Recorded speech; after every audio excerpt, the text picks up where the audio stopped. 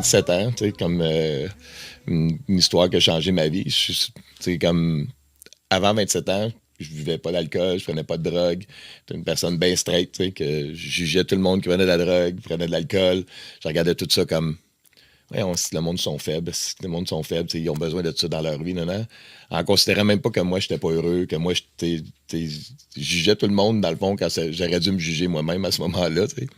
Le gros égo, puis la grosse incompréhension de la vie, tout ça. Tu sais, à 20 ans, tu veux tellement te prouver. Tu sais, tes Ouais, mais parents ont mis tellement de pression. Ouais, c'est vrai. C'était-tu ça? Tes parents, ils mettaient-tu de pression pour Mais je pense que c'était réussir, inconscient. pis tout? C'était inconscient. Tu sais, je pense que quand j'étais jeune, j'étais vraiment une victime. Tu sais, j'étais comme pas la même personne du tout. J'étais pas une personne qui.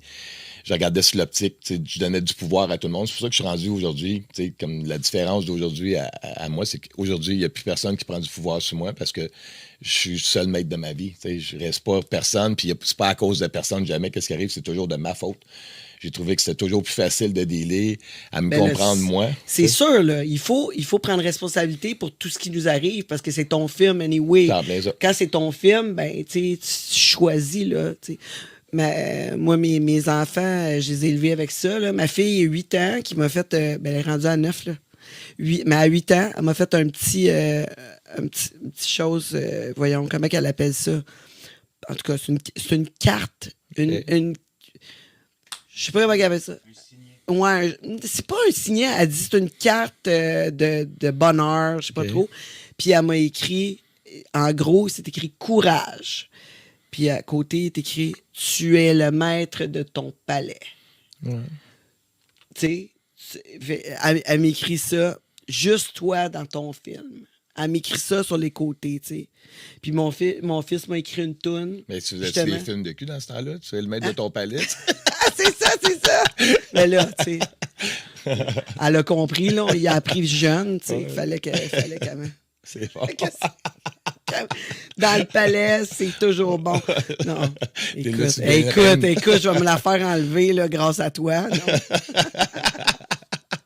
Je l'ai élevé écoute, en tournée, puis tout le kit. Puis lui, il m'a écrit une toune qui s'appelle Orage Tangerine. Puis ça dit justement, tu es l'actrice de ton propre film, tu sais. Mais c'est tellement ça aussi. Oui, là, oui, mais je disais tout le temps ça quand il pleurait, tu sais. Je disais tout le temps ça quand il pleurait. Conscientise-toi. Oui, exact. Puis quand il se passait de quoi autour, je dis, écoute, tu vas toujours être l'acteur de ton propre film parce que quoi que ce soit qui t'arrive, même si tu n'as plus d'argent, t'es dans la rue, tu kites, whatever, il va toujours avoir des acteurs dans ton film. Ça va toujours être toi. Fait que tu peux toujours choisir où c'est que tu t'en vas. Il y a toujours un choix. Quand il t'arrive quelque chose, c'est normal qu'il va t'arriver de quoi. C'est normal, parce que si à tous les jours c'est pareil, tu vas trouver ça plate en tabaslac. On s'entend, là, un matin tu te lèves, il fait toujours beau. Toujours beau, toujours 29 degrés. Tu vas dire, hey, à un moment donné, il va y avoir de la pluie, s'il vous plaît, t'année. Oui, mais tu sais, ça dépend comment ton esprit est fait. Moi, je suis vraiment pas de même, mais je comprends que la plupart des gens sont comme ça. Tu sais. Moi, ils veulent toujours qu'il fasse 29 degrés, tu parles? Non, mais c'est pas ça. C'est que moi, s'il mouille tout le temps, il mouille tout le temps. T'sais, dans ma tête, à moi, il y a tellement pas de pouvoir que je donne à l'extérieur. OK? Puis quand ça m'arrive que je le donne, je le reprends tout de suite. T'sais, ça me prend pas de temps parce que quand je me rends compte que je suis en tabarnak ou qu'il y a une émotion qui me traverse, je me dis, ça, c'est quelque chose que soit c'est mon ego, soit que c'est quelque chose que je pense que je devrais avoir du contrôle puis que je suis pas supposé de contrôler rien d'autre que moi-même. T'sais. Fait que là, il faut que je reprenne mon contrôle parce que mon but, c'est ça, c'est d'être tellement zen qu'il n'y a pas rien qui m'affecte, puis qu'il y a juste le bonheur qui reflète. T'sais. Okay. Puis, tu sais, je me sens pas mal là. Mais, tu sais, il y a encore des affaires qui me font pogner les nerfs. Quand c'est pas de la variété, puis là, tu travailles justement pour... Tu sais, moi, c'est de même que je vois ça. Je vois ça comme quand il m'arrive quelque chose que je suis surpris dans une journée, c'est pas mauvais, là. C'est de la variété. Je le vois pas dans le mauvais. Là, c'est quand ça rentre dans mon esprit, genre...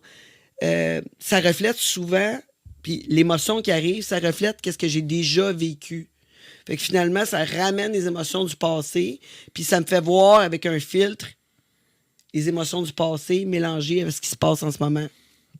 Je me suis bien exprimé. Peut-être pour toi, je te dis, mais moi, c'est différent dans le sens que quand que je vois que il y a quelque chose d'incontrôlable qui arrive, comme justement, on parlait de la température, pour moi, ça n'a jamais une incidence sur ma vie. Il pourrait faire toujours de la neige dehors. C'est ça qui arrive. Est-ce que je peux contrôler quelque chose? Oui, je déménage, ou bien je ferme ma bouche, puis je continue à faire mes affaires parce que je ne changerai rien en restant dans le présent, en étant en esti, ou bien de ne pas apprécier ce qui se passe. Fait que je vais essayer de focuser sur c'est cool parce qu'il neige tout le temps, je peux tout le temps faire ça. Mais si ça ne me convient pas, je vais changer de place. T'sais. Dans tout, comme. Quand le monde il chiale alentour de moi, je dis souvent ça, le monde il me regarde, pareil, comme quasiment je suis un dictateur, mais chez nous, tu n'as pas le droit de te plaindre. Okay. C'est comme genre, quand tu es chez nous, tu n'as pas le droit de te plaindre. On vit dans une belle place, qu'on est bien. Puis si tu n'es pas bien, fais ce que tu as à faire. Tu as le droit de me dire que tu n'aimes pas quelque chose, mais pas de plaindre. Mon gars, il est chez nous, quand il se plaignait de quelque chose, de quoi tu te plains? Tu comprends? Tu veux commencer à payer un loyer? Tu veux commencer à payer ta bouffe? Tu comprends? T'analyses-tu ce que tu as comparativement à ce que tu te plains pas? Ouais, après, c'est ça, tu comprends? Comme, plains-toi pas. Analyse, fais une requête. Tu peux faire une requête, tu peux parler. Mais te plaindre, c'est setter ton esprit à être malheureux, à vouloir toujours plus en faisant rien. Parce que le monde qui se plaigne, en général, c'est le monde qui font pas. Okay. Le monde qui agissent, ils se plaignent pas, eux autres, qui agissent. T'sais. Puis ça, c'est quelque chose que je suis tout le temps, quand le monde s'appelle, je dis tout le temps ça, pas le droit de te plaindre. Tu peux me dire, tu peux m'en parler, tu peux avoir une approche, me dire, ça, bébé, j'aime pas ça quand tu fais ça, ou j'aime pas ça quand il arrive ça ici, non. On peut-tu changer? Ouais, OK. On le fait. Mais supposons que, ouais, mais là, ça, c'est plate, ça, là, tu peux-tu faire de quoi pour ça? Non. Non, mais pourquoi tu t'en plains? Ça te donne quoi? Tu comprends? Fait que, tout le temps mais tes parents, étais-tu plaignant? Tu chialais-tu souvent après? Non, mais mon père, c'était pas... c'est pas quelqu'un que j'ai eu une belle relation quand j'étais jeune. Moi, j'ai eu une belle relation avant qu'il meure, tu sais. Mais avant, quand j'étais jeune, j'étais comme... On était trop dans l'ego, les deux. Mon père avait une grosse ego. C'est de là que moi aussi, que j'avais une grosse ego, moi aussi, tu sais. Fait que quand ça claquait tout le temps, moi puis lui, là, ça marchait pas du tout, là. Okay. Mais tu sais, j'avais un respect pareil pour lui, pour la personne qui était, tu sais. Aujourd'hui, c'est comme... J'ai eu le meilleur père, dans le fond, pour m'emmener à ce que j'étais aujourd'hui. C'est parce qu'on peut pas changer les autres, hein. Fait que tu peux pas changer les autres, mais tu peux changer ta perception que tu as de ces personnes-là. Tu peux pas changer comment ils vont agir. Mais tu peux le changer, oui. C'est ça que le monde se trompe souvent, c'est que tu peux le changer par rapport à tes agissements à toi. Oui, c'est ça, je dis. Ta perception, ta façon de faire, tu sais, c'est sûr que comment tu vas réagir à qu'est-ce que les gens te disent va changer la prochaine étape, la prochaine phrase qu'ils vont te dire, tu sais, le ton, tu sais. Ouais. Moi, j'ai de la misère avec le ton de voix, là, j'ai de la misère. Les gens, ils pensent souvent que je suis fâché dans mon ton de voix. Mais ton ton de voix aussi vient du fait que des protections, des ci, des ça, tu vas parler à quelqu'un. Tu sais, il y a des gens là, que tu vas te permettre de lever le ton. Il y a des gens que tu vas te permettre parce que tes gens-là sont soit donné déjà le droit de le faire. Tu sais, pas le droit, mais tu as pris le droit de le faire parce qu'ils l'ont accepté, ou soit parce que tu ressens dans leur énergie que c'est pas des personnes qui vont répondre. Mais quand tu arrives avec quelqu'un que tu as un respect pour, que tu as de l'autorité ou un genre d'échange avec, puis que tu sais que cette personne-là, si tu dis ça et que tu as un ton, ça passera pas. Tu ne lèveras pas ton ton, tu comprends? Parce que tu vas te dire, justement, je le vis avec ma blonde. Tu sais, ma blonde a un fort caractère, tu sais. Mais c'est rare en tabarnouche qu'elle sort. Parce que justement, elle sait qu'il va y avoir des répercussions à chaque fois qu'elle va le sortir. Parce que moi, je te parle comme du monde. Là. Je m'attends à ce que tu me parles comme du monde. Quand tu commences à me parler puis tu lèves le ton, on n'a plus une discussion, on est dans l'ego, on est dans les émotions. Quand tu es dans l'émotion, tu ne devrais même pas me parler. Ou me parler de tes émotions avec ton cœur, mais pas de parler de ta tête. Tu comprends?